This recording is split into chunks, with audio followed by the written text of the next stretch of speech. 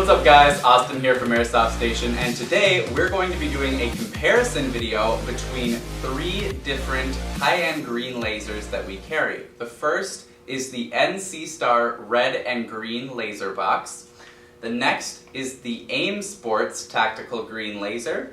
And lastly is the Bravo PEQ 15 green laser box. All of these are a little bit unique. They have something different about them which sets them apart from the others. However, when it comes down to it, they all are green lasers, and we're going to be comparing those directly.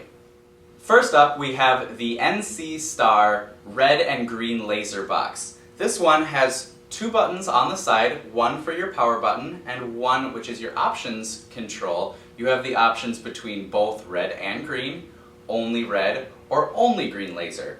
There's also a jack next to those 2 buttons for your pressure switch, so instead of having to push the power button for a constant on and then constant off, you can utilize the pressure switch, which is included, and it's just a momentary on, and then when you let go of the pressure switch, it's a momentary off of whichever setting you have selected, whether it be red, green, or both. Next up, we have the AIM Sports tactical green laser. This one is a green laser in every aspect. There's no other features, there's no red laser. All of your battery power that you have is going directly into that green laser. It's going to last you a little bit longer. You don't have any fancy settings. It's just simple, straightforward pressure switch to the green laser. It's a very simplistic. It's also extremely low profile, so you don't have to worry about it getting caught on brush if you have it mounted on the side of your gun or anything like that. Now lastly, we have the Bravo PEQ 15 box. This one I've actually done a separate video on, so I'm not going to go into the settings, but it has both a green laser as well as a flashlight included. We're going to do a direct comparison between the 3, looks, styling, externals, things like that, as well as functionality. So as you're looking at the lasers here, you can see that the NC Star as well as the AIM Sports are much more low profile. They're probably designed to be mounted on the side rail of a gun, which leaves that top rail completely open for optics, accessories, stuff like that. The PEQ 15 is a little bit different because it's designed to be mounted directly on the top rail. Now, you could mount the NC Star laser box on your top rail. It is definitely thin enough, a scope could go over it. However, when I'm looking at it, it appears that it's more designed for a side rail. All of the lasers do come with an included pressure switch, which is extremely handy for in-game activation of your laser. However, something to note is the Bravo PEQ box as well as the NC Star laser box also have optional power buttons for you to have constant on, so you don't have to worry about holding that pressure switch in if you're, say, in a night game and you just always want your laser on.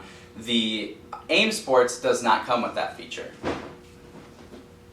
Now we're going to do a functionality test by shining all 3 lasers against a dimly lit wall. As you can see here, each laser does have a unique look to them as they are shining. Personally, I'm a fan of the NC Star's laser because it has a very crisp laser to it. It's a very thin laser, very precise. However, you do have to note that the Bravo is definitely the brightest.